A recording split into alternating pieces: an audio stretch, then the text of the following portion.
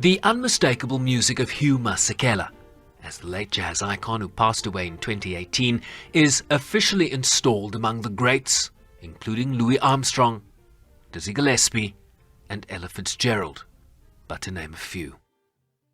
His work also called out the injustice of the world, and in particular, his music helped to amplify the message of the anti-apartheid struggle and galvanize global opposition to apartheid.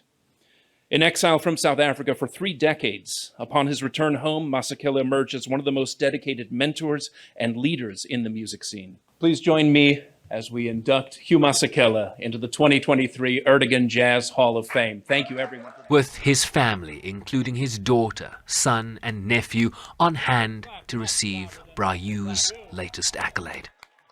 Hugh Masekela has been described as a firecracker musician who not only entertained his audiences but also educated them about the political situation in his native South Africa.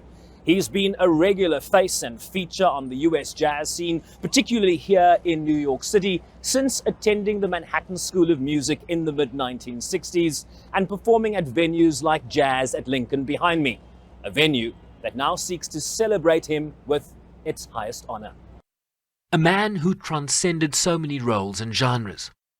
For the family and for the foundation, it is a very big moment because Hugh transcended really so many genres, so many roles. You know, he was a cultural activist, he was a humanitarian, he was a storyteller way before you remember him as a musician and as a, I suppose, also political activist on some level in terms of the work they had to do in the 80s. So it is big in terms of us seeing him being honored the way that he deserves to be honored, even though he would have loved to downplay it a little bit.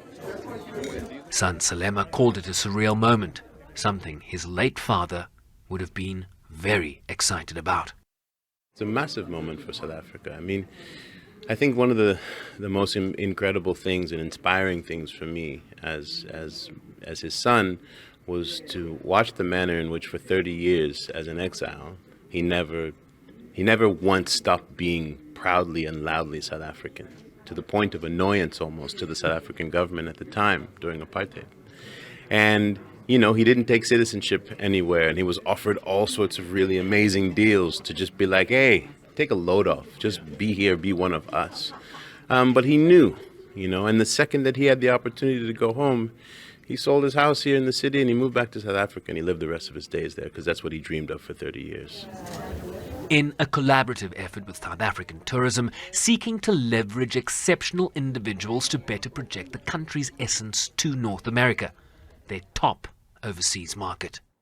His music has inspired, it has moved boundaries, it has caused people to introspect and also to take action to bring social justice, not just to South Africa, but across the world. And for us today, this collaboration means that we'll be able to work through music in order for us to communicate the South African brand message and making sure that as people recognize what South Africa has produced, they're going to want to travel to the land that produced such brilliance and such exceptionalism.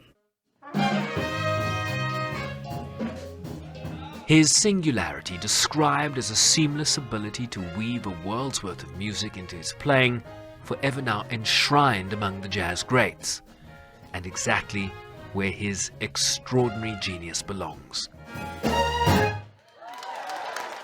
Sherwin Bryce-Pease, SABC News, New York.